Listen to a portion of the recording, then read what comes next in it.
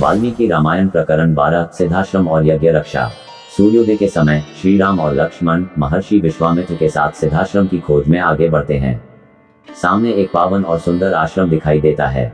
विश्वामित्र जी बताते हैं, यही है सिद्धाश्रम। यहाँ महर्षि कश्यप, उनकी पत्नी अदिति, पुत्र वामन, जी हाँ वही वामन जिन्होंने राजा बलि से 3 पग भूमि का दान मांगा था, और अन्य ऋषियों का निवास था। यह उस काल का आदर्श आध्यात्मिक केंद्र है। यहाँ राजा का कोई अधिकार नहीं था। ऋषि यहाँ केवल ज्ञान, विज्ञान और आध्यात्मिकता में लगे रहते थे। आश्रम का स्वरूप अत्यंत सरल था, न भव्यता न दिखावा, परंतु आवश्यक संसाधनों की पूर्ति यहाँ होती थी। सिद्धाश्रम केवल एक आश्रम नहीं, बल्कि एक सामाजिक और आध्यात्मिक संरचना थी, जहाँ बाहरी नियंत्रण नहीं, केवल साधना और ज्ञान का प्रसार था। वाल्मीकि जी ने इसकी शांति और प्राकृतिक सौंदर्य को नक्षत्रों और चंद्रमा की उपमा देकर प्रस्तुत किया है।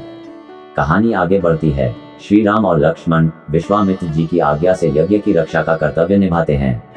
वे लगातार 6 दिन और 6 रात बिना विश्राम के पहरा देते हैं। तभी राक्षस मारीच और सुबाहु अपने दल के साथ यज्ञ को बिगाड़ने के लिए आक्रमण करते हैं। वन में भयावह शोर गूंजता है। दोनों राजकुमार अकेले खड़े होते हैं, परंतु उनकी वीरता और विश्वामित्र जी की अस्त्र विद्या से वे राक्षसों को परास्त करने के लिए तैयार होते हैं। सबसे पहले श्री राम ने मारीच पर शीतोष्ण मानवास्त्र का प्रयोग किया। मारीच गंभीर रूप से घायल हुआ, परंतु अपनी गति और छल से वह बचकर भाग निकला। श्री राम ने समझा कि अब अधिक शक्तिशाली अस्त्र का प्रयोग आवश्यक है।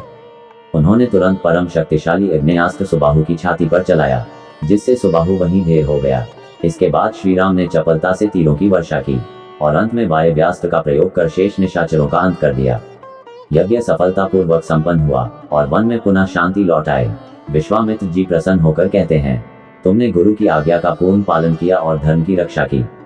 राम विश्वामित्र जी से उनके अधीनस्थ होने की बात कहकर उनसे आगे क्या करना है, इस बारे में विचार विमर्श करते हैं।